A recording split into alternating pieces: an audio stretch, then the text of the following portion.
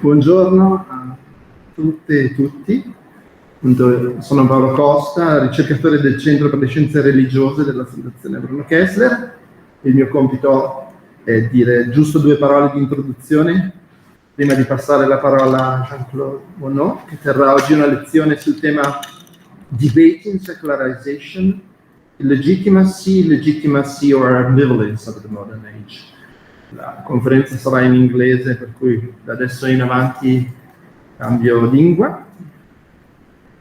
The few words I'm about to say are words of sincere gratitude.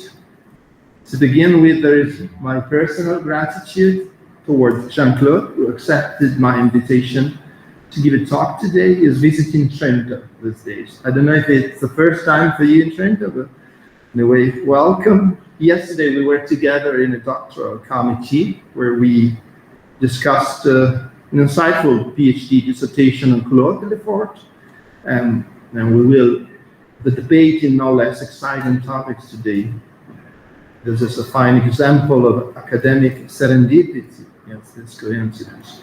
And besides my personal gratitude, I would also like to express my intellectual debt to Jean-Claude's works on secularization. We crossed our paths a couple of times. The first time in Paris in 2012 at a remarkable colloque on Charles Taylor, and the second time the same year. This was at a conference on radical secularization in Antwerp. But the most significant encounter for me was with this magnificent book, La Querelle de la Secularisation.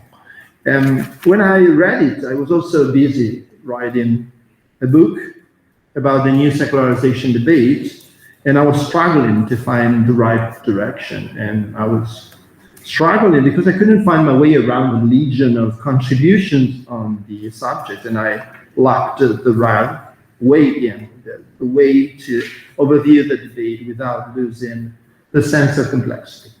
And reading La Querelle de la Secularisation was truly refreshing. The book was clear, well written, fascinating, and above all, helped the reader understand many things about this fundamental contemporary issue. I remember those hours spent reading this book, often on my way back from Vienna, as moments of pure intellectual joy.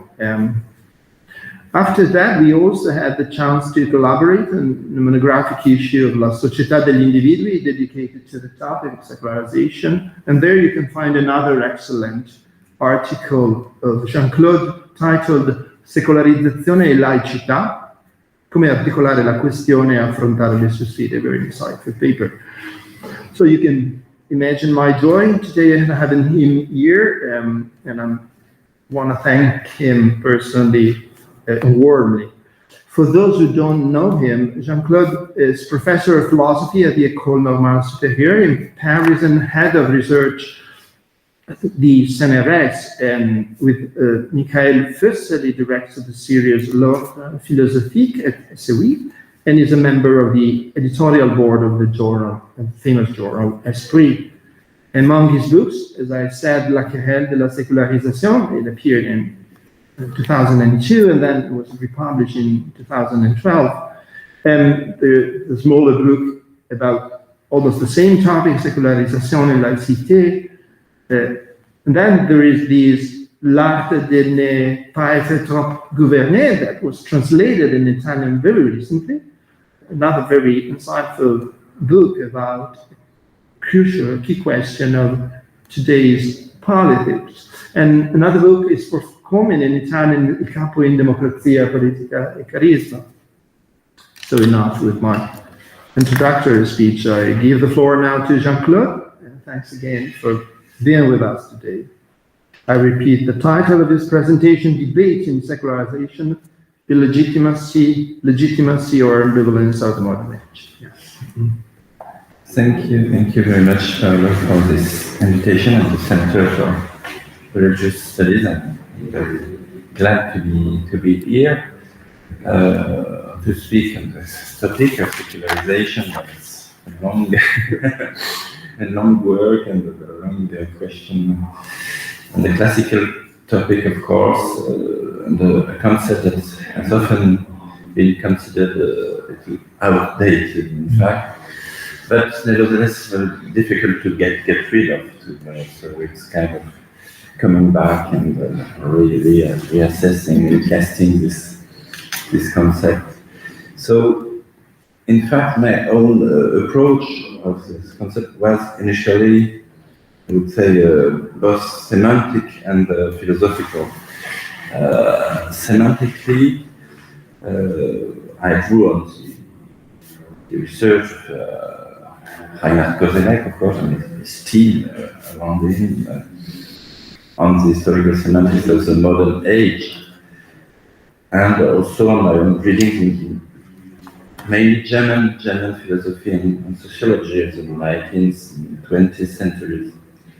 But in fact, I think I read it from France, and there's something here in kind of German-French complication, and I will get to that. And this led me to the conclusion that, in fact, first, that the category of secularization is deeply ambiguous, semantically ambiguous. In German, there are several words that mean Secularisierung, sometimes Secularisation, and in philosophy, in German philosophy, from Hegel to Nietzsche, let's say, there is this word Verweltlichung. In French, it's difficult to translate, say, mondialisation, or sometimes the Marxist tradition, the translations of Marx, there was this device, devenir monde, kind of something that becomes word, becomes a word. In Italian, mondialization. So it's clear that one of the meanings of secularization here is kind of retreat of religion. Retreat of religion as a dominant sphere, and the reconstruction of institutions on a different basis, maybe secular, rational, scientific, and so on. So, on the one hand, I think it's a meaning, in French, enlightenment too, we get this idea. On the other hand, secularization, if we take a number of these texts in German philosophy and sociology,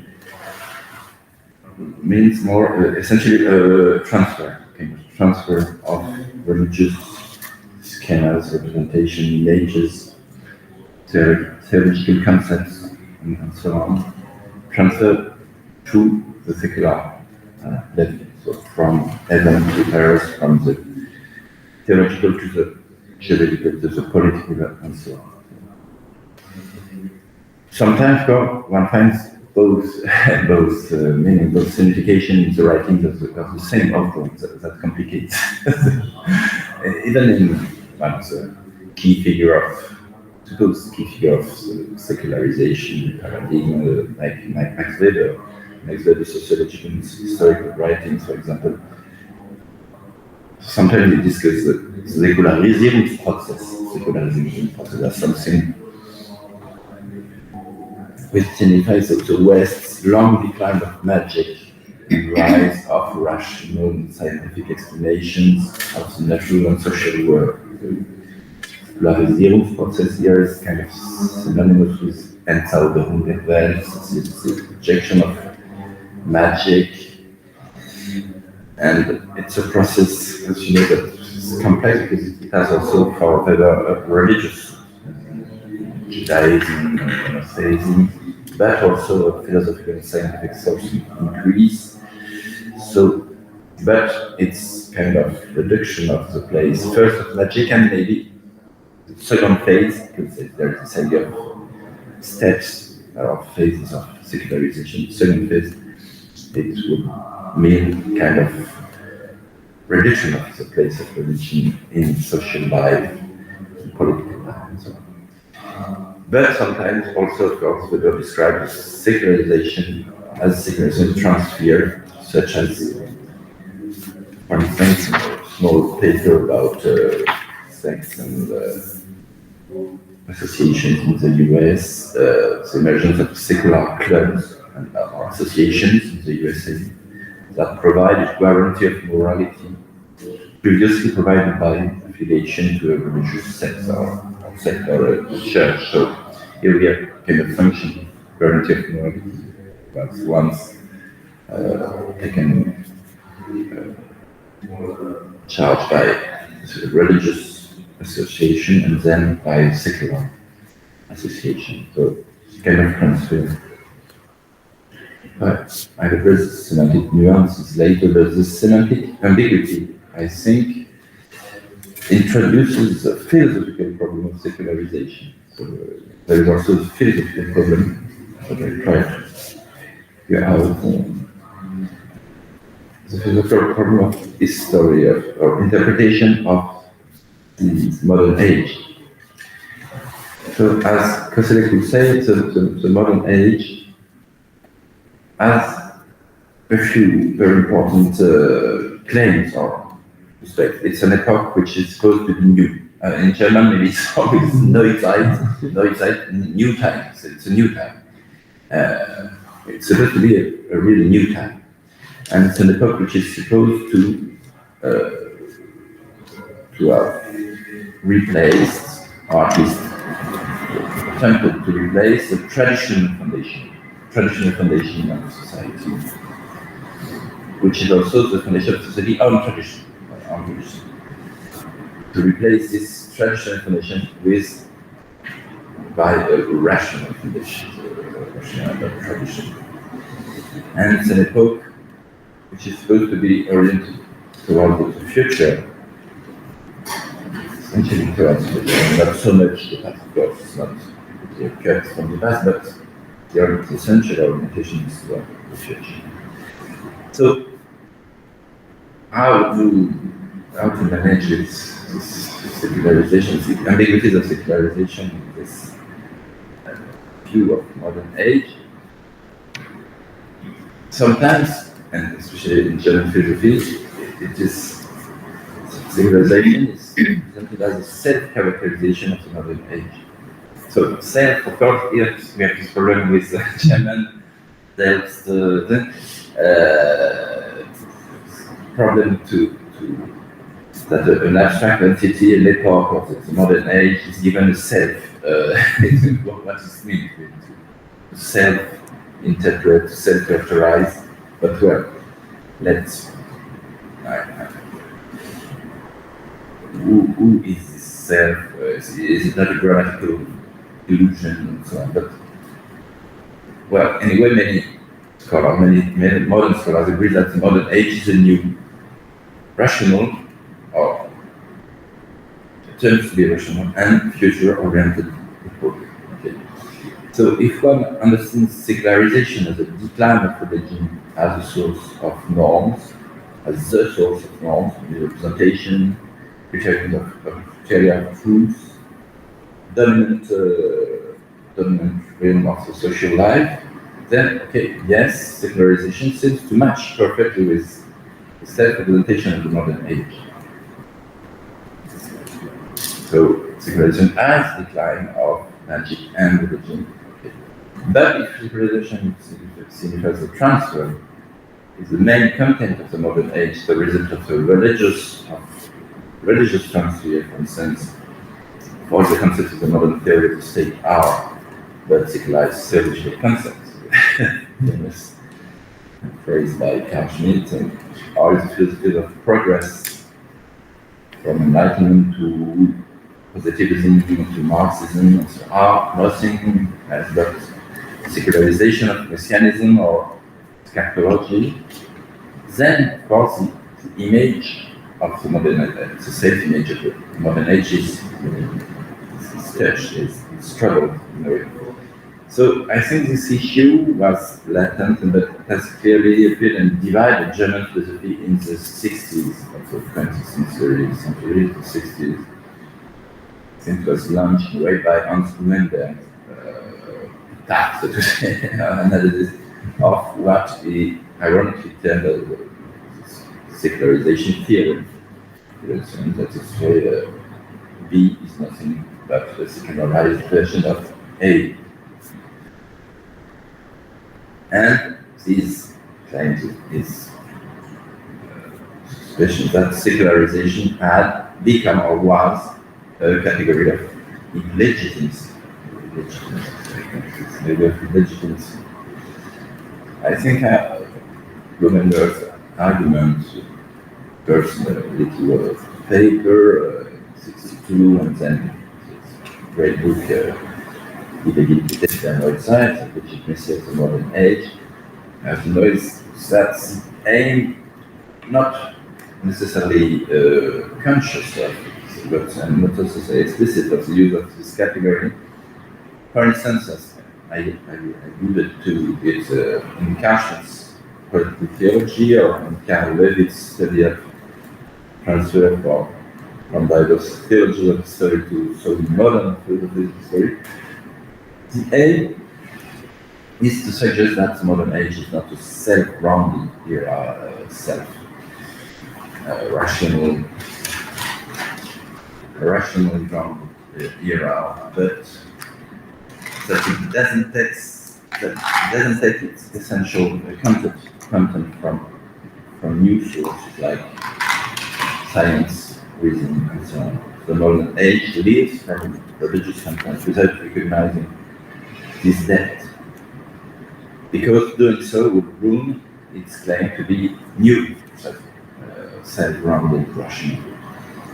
So, according to Schmitt, this use of the secularization concept places the modern age in a situation of Kulturschuld, of cultural depth, and maintains the place of religion as the source, in fact, the hidden source, maybe, but the necessary source of maybe of everything. Because if you take the theory of secularization, it can be applied to all the contents of intellectual contents of modern life, modern time.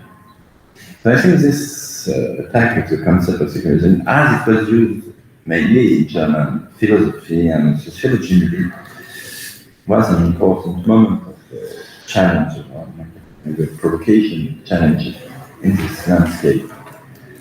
And because secularization was kind of total, kind of something that was used without questioning it. It was kind of obvious that the modern world was secularized Christian world, that almost everything should be seen as a transfer from religious.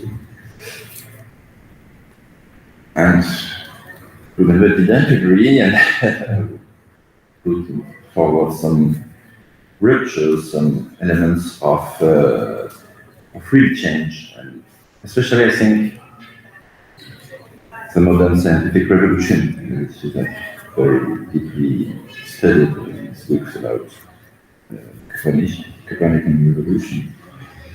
But there are so many arguments that I won't answer it. So that was, and you know, certainly this whole debate. When I wrote these books, was not very well known in France, but because all these books were not translated, and but now I think it's well known.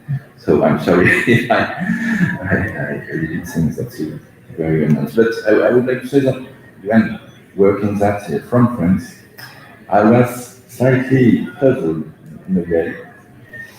Puzzled by the fact that in the French tradition, but not only, of course, and it would be interesting to see in Italy, the category of secularization was also used in really the opposite direction. That's the one Blumenberg text, that is, as means, a very important means of legitimacy for the modern age. In a way, Blumenberg takes legitimacy in a very broad sense as the legitimacy of the modern ambition to create something new. Human self-assertion, as he says, human self-assertion, and create something new. And the text in which secularization is really taken as a strong legitimacy category, I think how more you find them, especially in the French tradition, in political, ideological, politically discourse, which didn't interest Blumenberg so much, even if, of course, he refers to French Revolution as an important moment in the semantic also, we'll come back to it. Well, so I come back just to the long semantic history, because as you know, and it sheds light on the ambiguity, semantic ambiguity, the word secularization in Latin was first used in juridical and canonic terms, so denoting primarily a change of status from a member of regular clergy becoming secular, or a transfer of property from a good belonging to the church to a good belonging to a secular owner, or a change of function. Already a change of function even. For instance, a monastery becoming an hospital, so becoming secular. Yeah, that was a clear case. That was a case. Yeah. Now it's it's classical in fact, monastery, hospital, university, and Secularization is maybe here. We are in the middle. A good metaphor, just what is the cheap secularization? We are the product. Right. But during the 17th and 18th century, it also became a more political term. It's a semantic history, a slogan or motto in French, claiming for une sécularisation des biens du clergé. It was a claim, a popular claim also, and I tell it in French because I found many little writings, pamphlets and so on, calling for secularization of the huge properties of the church. Before the revolution came, some also philosophers, Enlightenment, the Encyclopedia, French Encyclopedia, so the expression of secularization des biens du clergé as a political motto, because the church has to give it back, give it back to the nation, and especially to the poorest part maybe of the nation.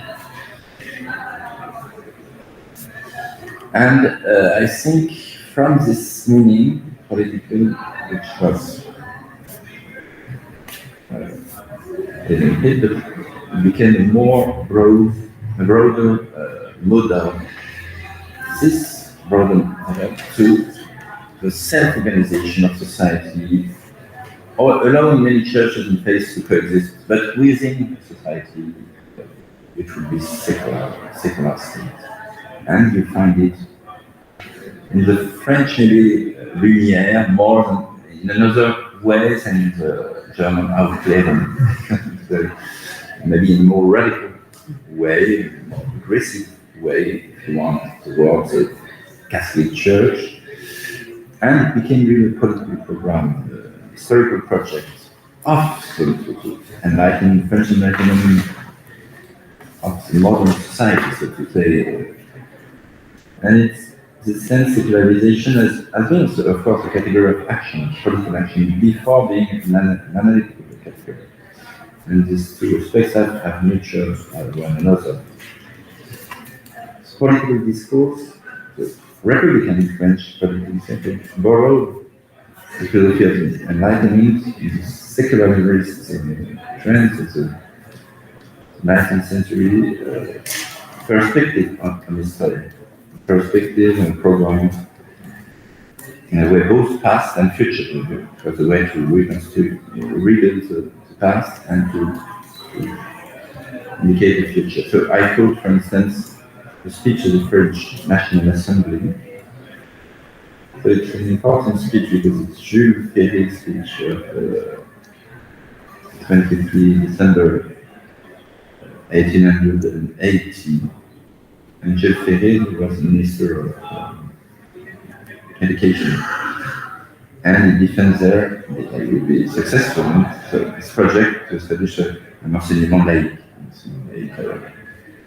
secular school, so to say, secular education. And it was the Republican motto of free, mandatory and secular education provided by the state without being referred to a church. Enseignement gratuit, laïque et obligatoire. Enfin, laïque obligatoire. I think it's an interesting debate among the philosophers and the revolutionary people during the construction of this. Éducation publique, or was it the state to do that, or society to give it? So, Ferry refers to kind of big historical movement, a series of steps. So, what and they constitutes already a tradition in a way, so but a secular tradition. It's a tradition of secularization. So I quote, 100 years ago, civil power was secularized. This is a reference, of course, to the French Revolution. We are in 1880. So 100 years ago, civil power was secularized. It was the end of the alliance of throne all time, the Ancien Régime. First step. Second step, 200 years ago, gets back. The greatest minds in the world, Descartes, secularized human knowledge and philosophy. So it's the beginning, it's a philosophy, secularization of knowledge, and then a secularization of power. We today, Ferry says, we are continuing this tradition. We are simply obeying the logic of this great movement that began several hundred years ago. I think it's interesting because here, at the French Assembly, to defend a new law about organization of school, and he refers to a tradition of secularization, first knowledge, power, education.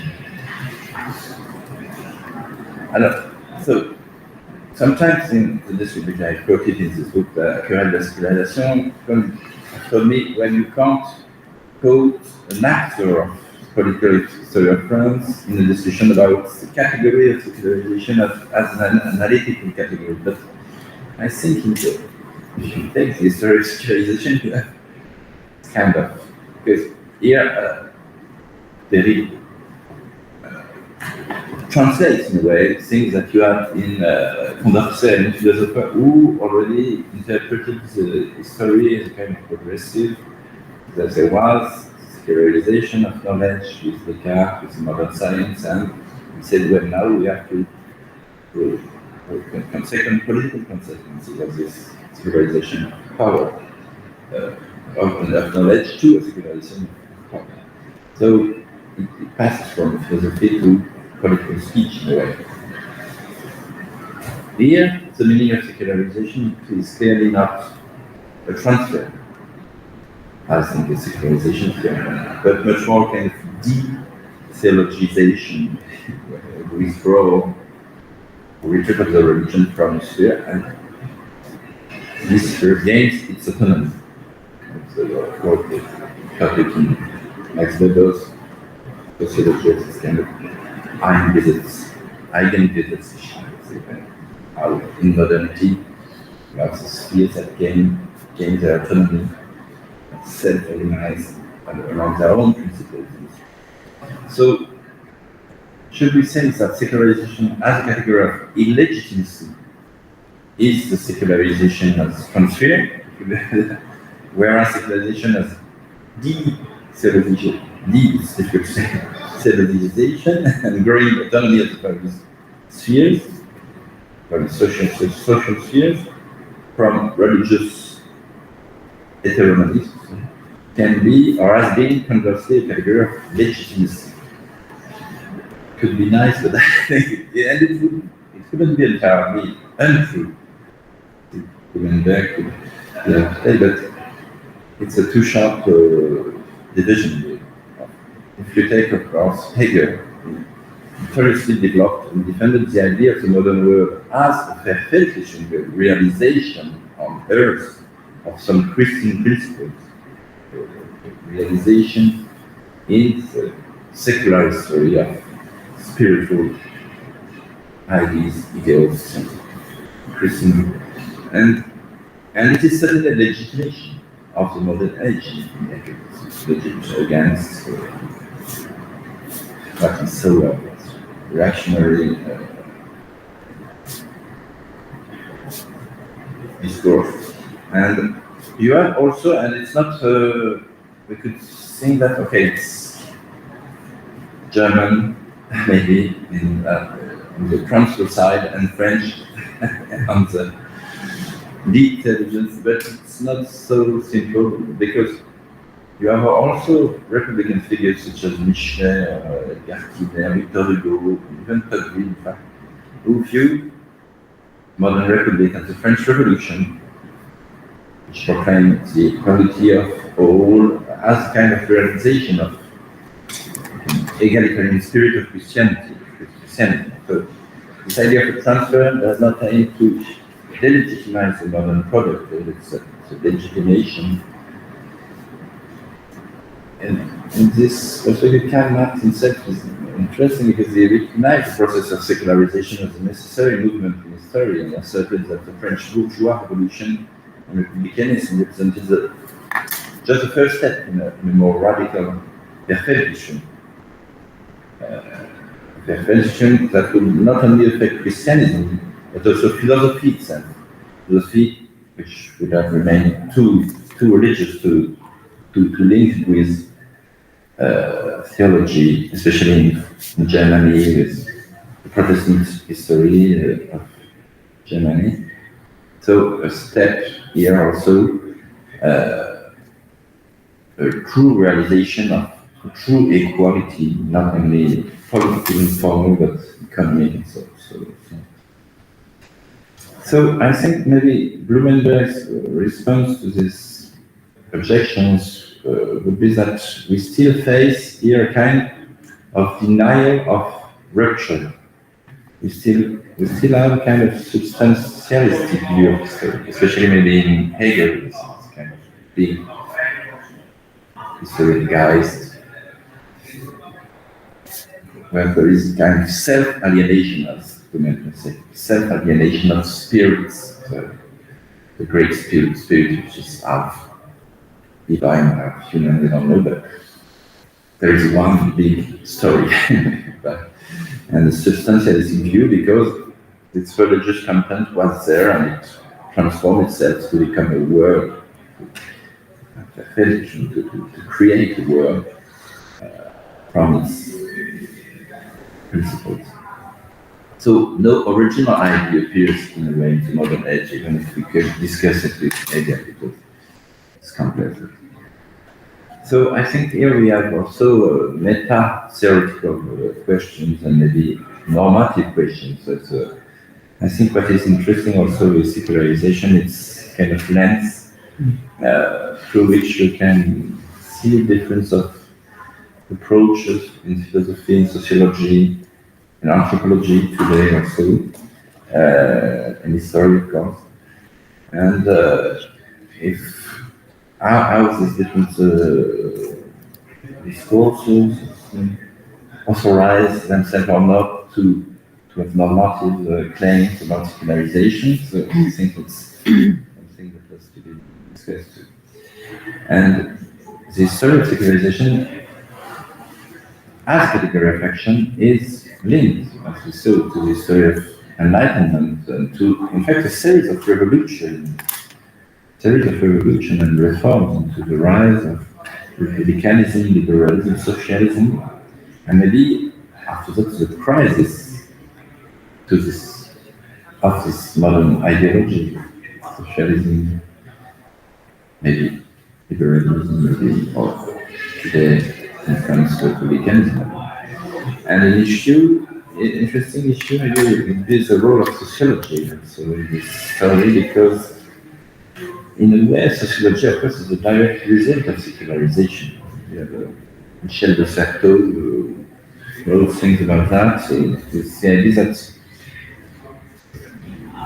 sociology is the way in modern times, more and more with scientific in scientific and academic trends, you cannot explain social phenomena, historical events by God's will. You have, so you say there is an inversion because you have to explain the form of religious faith by society. So you don't explain society by God, but you explain God, faith by social factors. So there is an inversion du pensable, secularisation du pensable. Secularization is a thinkable inversion of the thinkable. God and religion are not the explanants in Latin, what I explain. They are the explanant, but they are what is to be explained, and not what explained. And sociology, of course, is here a key discourse. So it explains religion, form, and maybe that's also what Charles Taylor's topic of the immanent frame encapsulates this transformation. We are inside an immanent frame when we are in such places. So definitely the walls are secularized. Yeah, the frame is the frame. The frame is secular. Yeah. Are there religious signs here or not? French. No, just yeah, Bruno Kessler, yes, Saint Patron. Yeah, Saint Patron. So, okay. Well, take your time. Okay, so, yes, we have plenty of time. So we have also reading things about religion, philosophy, and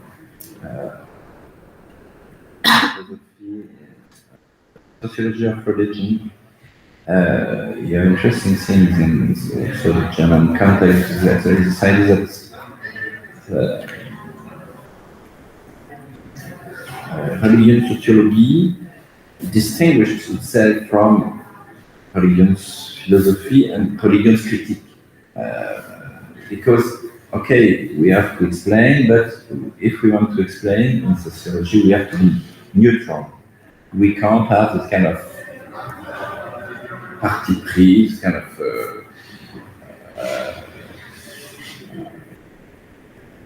struggle in a way for secularization, kind of.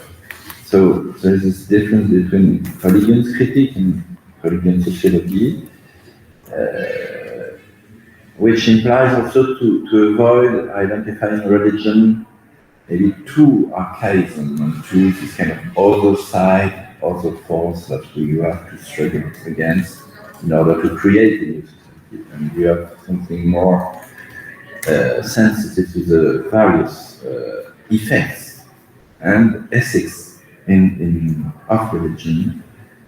And of course, I think Weber again is a key figure with this idea of economic ethics, with many, and Freud also with kind of many figures of more or less favorable to economic, to the modern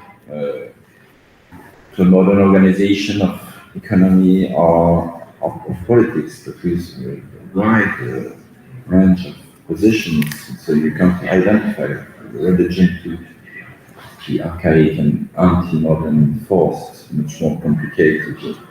And it's the work of sociology of religion in a way, initial work to describe all these very various attitudes, ethics, and inspired by some religious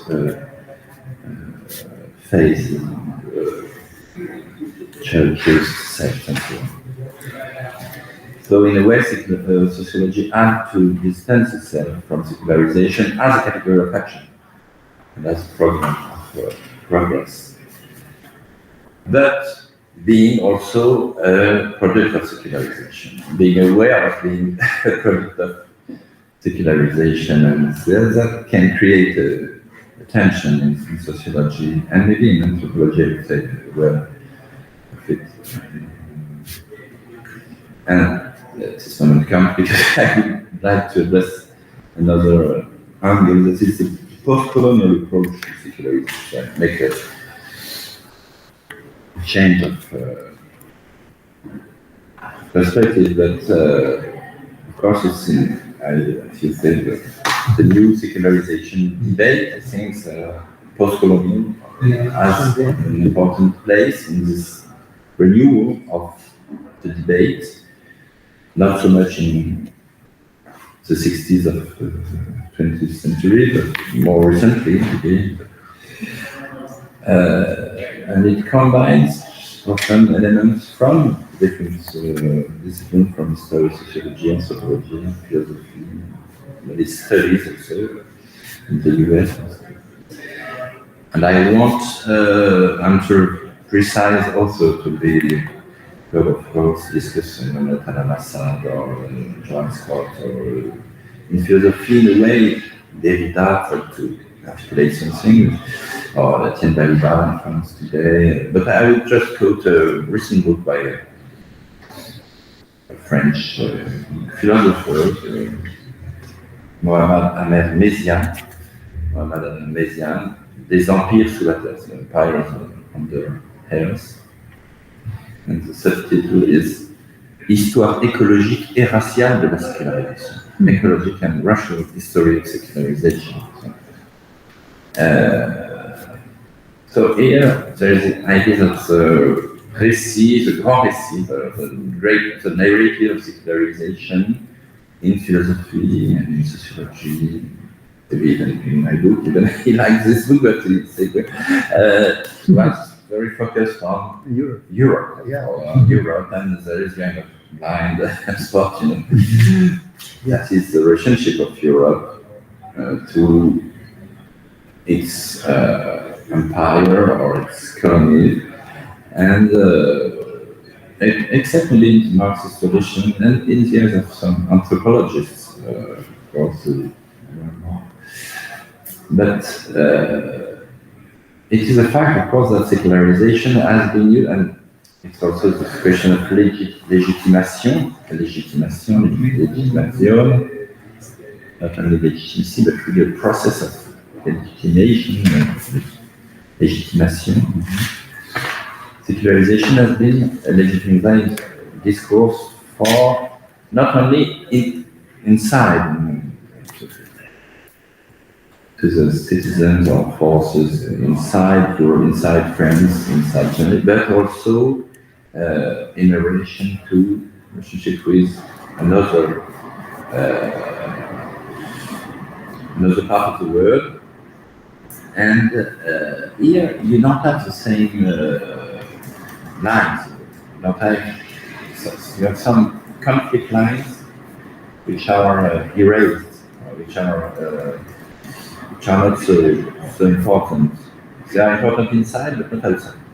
So there is kind of, for instance, in France you have this position between Enlightenment and Republicanism against Catholic Church and its clericalism, revolution against counter-revolution, and so on. But if you turn to the discourse of the same people when we talk about the outside world and the religions of the people, that becomes the colonies, partly about Islam, things change because you have kind of, let's say, Judeo-Christian secularism. You have something in which say, okay, we come from Christianity, and it's important because that's our identity, civilization. Mm-hmm. And we have to bring this civilization also, or not necessarily to bring it as kind of domination, but we have to bring it to wake up these people. It's a great topic, le réveil de l'islam. So, in fact, Edgar Quinet is interesting. Edgar Quinet is a very important person, intellectual historian in the history of French laïcité, French as Gilles Ferry is really fought for the enseignement laïque, and it's very beautiful text like l'éducation du peuple, education of the people, where he explains why it is necessary to have a public school, secular school, etc. inside France. But he's also the author of very interesting also lectures about le christianisme et la Révolution française, Christianism in French Revolution. And in this lecture, in particular in the 11th lecture, we got really kind of transfer as a kind of religious mission of France, thanks to the French Revolution, but also to the Christian origins of the French Revolution. Because it is France as a mission, as a mission to bring the verb, the new speech, a new idea of freedom to the world. And it's an explicitly secularized Christian mission to the Republican France that Kine compares with the new Christ. France is a new Christ. And the mission of France is to bring a new light to the people living under Islamic domination, and he writes it at the time when Algeria begins to be colonized by France. So it's really articulated with a real process of colonization, which is realized not as a domination but as a liberation, also liberation from an archaic state, situation, and a revival. The revival, and Messiaen documents very well this discourse of revival of Islam, something as a civilization which was great at the time, but which has fallen in kind of sleep of immobility, so that it needs Europe and France especially to wake it up. So here, of course, and I think Messiaen is one of the authors of the whole post-colonial constellation and post-colonial studies here. Secularization is not portrayed as a universal process of emancipation from any religious domination, but would be the laïcité speech inside France. The laïcité is a way to create a public sphere free from any clerical or religious domination. And the way it is the case, but it's articulated as a differential process in which different various status are given to Christianity and to the other religions. So Christianism develops both inside Europe as a clerical power, but at the same time it is very valued for the outside world as a source of the liberty of the person, of the equality, as a religion of liberty, which finds in the Republican France and in the secular Europe maybe its new kind of new prophet, explicitly in Kine's lecture. So this double standard of part of the European secularism, its articulation to imperialism or colonialism, is not only for Messiaen and other people, not only an exotic moment of Orientalism. It's not just where we had our period of Orientalism. It's an essential aspect of the legitimacy of secularism as part of the claim of Europe to shape a modern world, not only modern Europe, but the modern world. When Marx talked about perpetuation, sometimes it's a process which implies the fertilization of the market, of the modernization of the market, becoming planetary of the market, and of industry, of course, because if secular view allows to exploit the resources freely, because you are not sacred places. You have not anymore sacred places. You can exploit every resource. Hence, the idea of ecological aspect of secularization, ecological disaster, maybe, linked with secularization. So, I think it's interesting to discuss this perspective. It's an important today perspective on secularization, and of course the link between secularization and empire and colonialism. Coloniality is not doubtful, it's a fact. Even if, as I said, the project, of course, of Republicans like failure, and even Napoleon is very interesting in other books, the Expedition d'Egypte. It's very complex. It was not at all to convert, for instance, the Muslim people to Christianism, because we could say, well, is the idea is a modern Christian, is to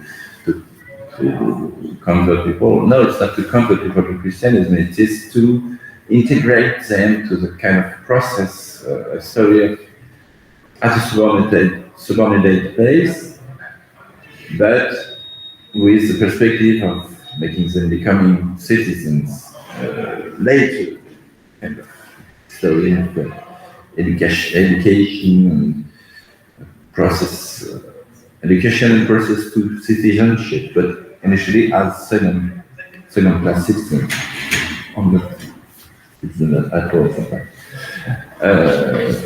And of course, the question of post-colonial is also the questions of the effects today of these views, paternalistic relationships with Islam, which remains present today in some way. These analogies, not the same way, but nevertheless, I think that there are at least two problematic points in Mesians and other post-colonial positions and with this. I think it's one thing to assert a link in the part of the story of secularization, especially maybe in French secularization, but you have also other colonial discourses in French with empire and colonialism. But it's another thing, I think, to put an identity between secularization and coloniality, and sometimes there are really devices where I said secularization is coloniality.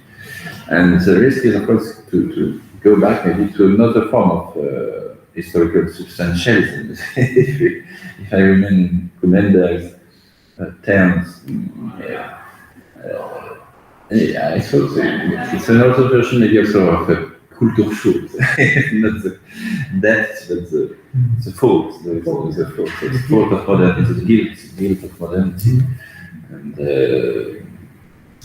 the second question, more normative perspective, I think a difficult question is to know whether ourselves, like Mesian, or have something to oppose to very anti-secularist trends in the world, in Islam, of course, maybe with a self-critical regimes today, or the radical Islamist movements. I think it's difficult to know if he has something to oppose to it. But also in the Western world, in fact, in Russia or Israel and so on, there's a very anti-secularist movements today. I think something that at least deserves to be discussed. And I don't know if there are resources in such perspective to reflect on the conditions to be preserved, the secular conditions of our own, let's say, possibility of discussing maybe the place of religion and politics and so on.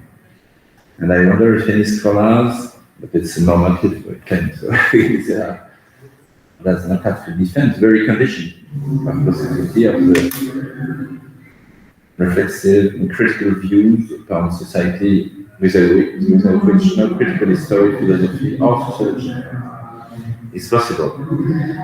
And among these conditions, there are certainly kind of work of secularization, so something that has to be preserved from the secularization process. So maybe it's a corporatist demand, of course, scholars, but our French sociologist Pierre Bourdieu is corporatism of universal, the possibility of universal discussion, free discussion, including the right to critical view of your own story, in any part of the world, of your own story, and the principles of one's own society. So to conclude, I would say that certainly the classical paradigm of secularization, identified with modernization, industrial modernization, scientific modernization, and the kind of teleology that every society would be doomed to follow, is over. This classical paradigm is over. Does it mean that secularization is over, as it has been often said, secularization is over? I'm not sure it is, because, and it's interesting about the question of post-secular. Post-secular, I think it's an important category today, of course, post-secular, and it describes some transformation, important transformation, the status of the private and public, the place of religions and public life, and many other things that we have.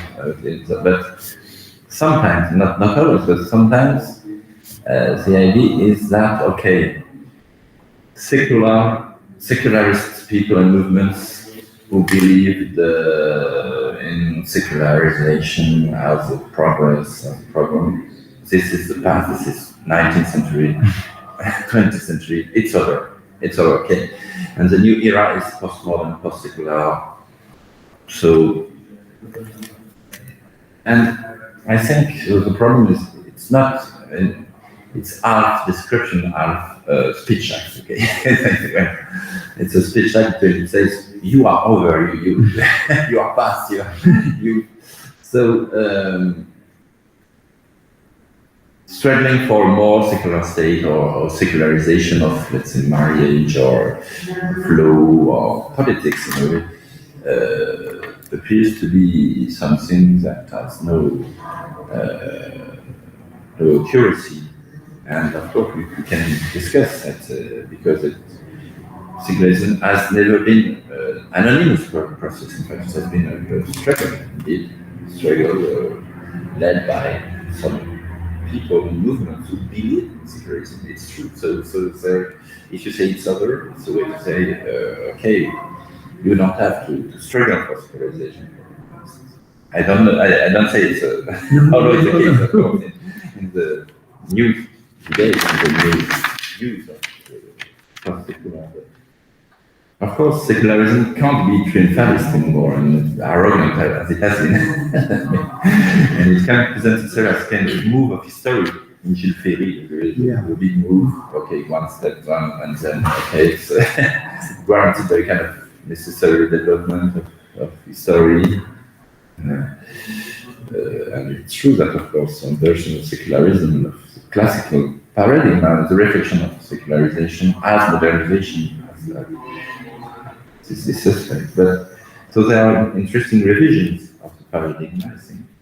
So between maybe deconstruction and how we say manutention, deconstruction, it's interesting to see how, of course, Charles Taylor, Habermas, Joas try to combine a kind of, okay, there are things to be preserved of the secular, but you can't endorse, you can't always see secularization as modernity, and you have to have a more dialectical view of it, in which the non-believers have to learn also from the believers, and not only a kind of unilateral view of secularized secularization process. The idea also of religious resources against nihilism, or the idea of translation, this kind of other thing than translation, deliberate translation from religious contents in order even to face the ecological crisis, for instance. Maybe secularist discourse is not enough to face the ecological crisis, for instance. So our science is this more precarious and less arrogant version of secularization, but it's something else maybe, and to say that secularization is over. So thank you. Oh, thank you. Thank you.